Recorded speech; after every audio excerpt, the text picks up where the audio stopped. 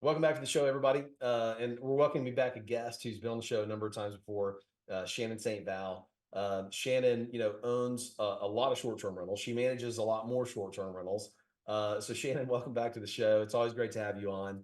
A question just kind of right off the bat that I have. I mean, look, people are pivoting from long-term rentals to short-term rentals because the money's better. It's not as easy to manage those properties because there's a lot more going on. There's a lot of moving parts. What are some of the emerging, I guess, innovations, trends? I mean, what can owners do to make their short-term rentals, the management of them, more efficient? How can they stay ahead of the curve on being a popular place to be in terms of the competition? What are some of what's going on out there? So as people pivot to short-term rentals, they can make more money and truly make more money. Yeah, there's a lot of interesting trends out, and one that's come to mind is the big focus on these experiences or let's say theme houses. So you've been seeing like the Barbie theme Yeah. or the Harry Potter theme homes, and so we've been seeing, uh, you know, uh, owners have a little bit of advantage if they have some like a themed experience, or even if you're just Cool. just focusing it solely towards families or even pushing it towards individuals who are coming in for work. So just kind of marketing it differently in a sense has been a big trend.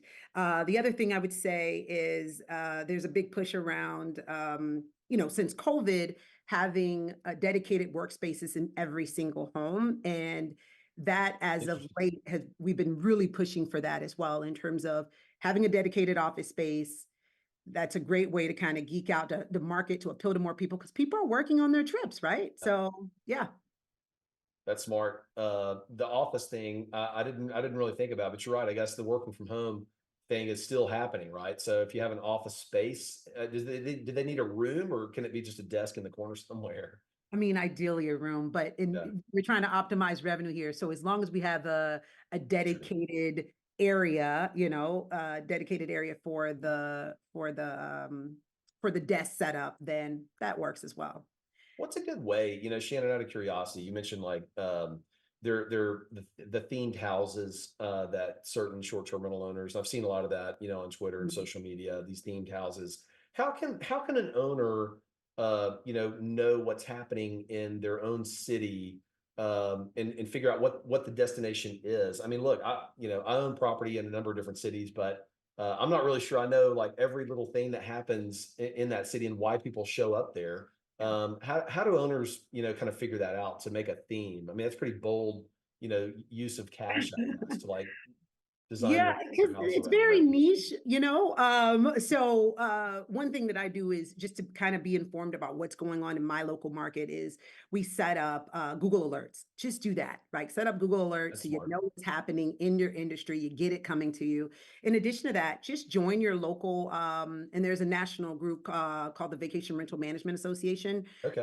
joined that, and that was helpful because they send you, webinars and information about conferences, and the conferences have been a game changer for me to keep up to date on where the trends are, what's happening. I've made significant improvements in my business, and keeping on top of what's happening because sometimes you're in a silo and you don't really know what's going Yeah. on. Having those resources has been extremely helpful to kind of know, okay, you can ask other rental managers or ask other hosts or owners like, hey, has this worked for you? And so you're learning from your peers. That's smart. I haven't, so the conference thing, Mhm. um, is that something that happens a couple times a year in different cities, or what does that look like? Oh my goodness, there's a few. So they have regional ones and national ones. I mean, I try to go to at least two a year. And yeah, you do have to pay a little bit, but I'm telling you, it is worth It's the worth it. investment. I've learned, I've significantly improved my income because of it. Learning about new softwares. I mean, it's a game changer in terms of keeping up to date and especially if you want to scale. It's been huge for me. That's smart. What are some of the emerging technologies that have come up, over the last, I mean, I would say a couple of years, but technology changes quickly. So what are what are some of the new technologies that are out there? I mean, this is fun stuff. I've seen like these VR. augmented, well, I guess more so like virtual reality, so you can kind of have the guest prior to booking or give them a link so they can experience as if they're walking in the home. So Huh. I feel like the long-term space has been a little bit more ahead of the curve in terms of having these AI experiences so people can kind of do a walkthrough before they get there. But the short-term rental industry is catching up to that. So that's Mhm. a really big thing. I'd say in terms of emerging technology, AI, of course, right? So we're using AI now. We just implemented ChatGTP into our system in terms of responding to guests. So that's been huge. And Interesting. now the interesting thing about the AI is now you can kind of customize it based on who your guest is. If you know they're a family, it feels all custom, but it's all automated.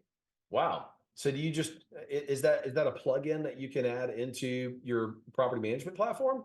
Yeah, so we use host away software, but Yep. all of the major big PMS softwares, property management softwares, have some type of AI integration. I mean, they have to do it to keep up, or you can pay for one where you can, do it on the side if you don't want to, if you can't do it through your Amazing. PMS system. But it's a game changer in terms of helping you stay on top of customizing the guest experience.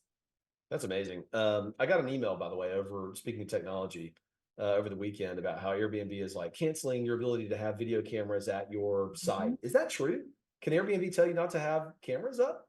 Yeah, I think some people's just been violating people's privacy. So you can still have them Okay. outside. So we just have a policy overall not to have them inside the homes. Yep. Um, but now you have to disclose it, but you can't have them inside. It's just a privacy issue. And I would not. I would not stay in an Airbnb that had a camera inside. exactly. But I think No. some of the owners weren't even disclosing that it's inside. But I have a camera inside of my personal home, but for my dog, right? Yeah.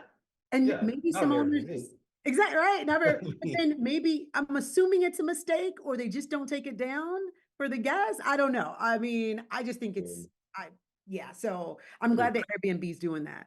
Yeah, they need to draw a hard line in the sand on that because I mean that is a little bit creepy, for an owner to have a camera on the inside of a property. What about parties? Parties is something that Airbnb's been fighting, ever since they banned parties in 2020. Is there any technology that's out there to help, the owner assist or the property management company assist in shutting down a party or stopping it before it even starts by guest screening? How does somebody do that?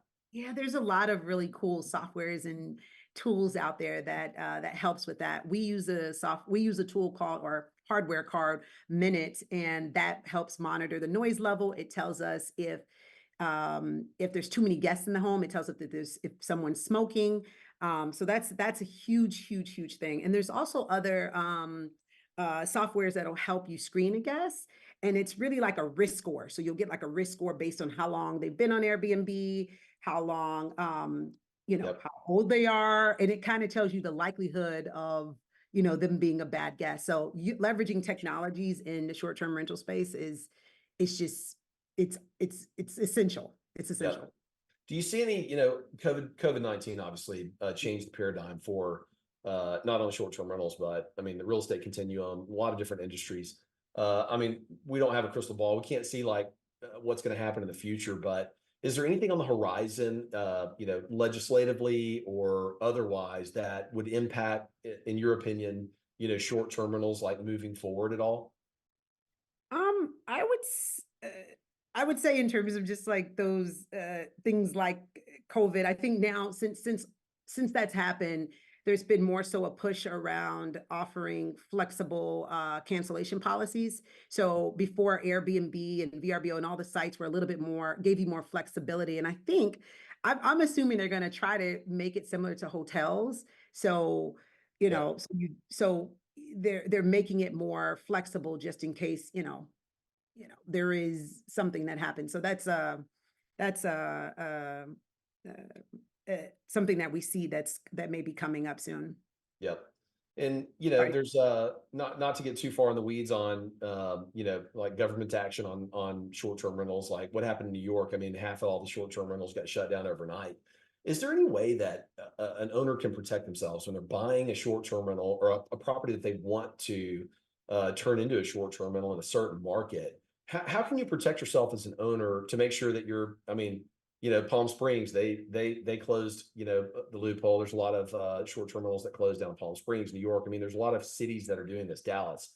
Are there any, I guess, municipalities or cities that have already, figured out like this is how we're going to treat long-term rental or short-term rentals, and this is what we're doing? And how can an owner, navigate through all that to figure out where the best place to invest is? This is hard. And I say to make sure anyone that comes to me, I tell them, make sure to do the market research, make sure you understand. But rules change all the time. Like in New Jersey, they had approved short-term rentals, then they realized, there was an influx of business. Same thing in New Orleans. They approved it and then they shut it down. So I tell people there's no guarantee. Gosh. And so diversifying where you are, diversifying your markets may be the best way to help mitigate some of that risk. But when it comes to regulatory, some of those regulatory changes and deciding where to invest, just make sure you know what the current rules are. I always tell people kind of know when the last time they passed something, Yep. because if it's recent, typically it takes legislation like a year or two before something else happens again. So you're like, okay, can I get at least 2 years out of it before something else Oh, may change? man. But you never know. You Yeah. never know. And so you just have to be prepared for that risk. And it really could be anywhere too, right? Because like it's not just, oh, the Northeast. They always, take liberal view on politics. I mean, Dallas outlawed Airbnb. So I mean that's in the South, right? So you really can't be too careful on some of this stuff, I guess. Yep. Well, look, Shannon, thanks for jumping on with me today. It's always a pleasure having a visit. And so how can people find you if they're in the Northeast and they want to know more about, short-term rentals? Where do they go to find Shannon's company? Yeah, on social we're at Stay with Elevate, and then you can find me on LinkedIn if you want to hit me on direct messaging, or you can go to our website, ep-mg.com. So yeah, There we go. All right. Well, Shannon, thanks again. We'll see you next time. thank We'll you. be right back, everybody.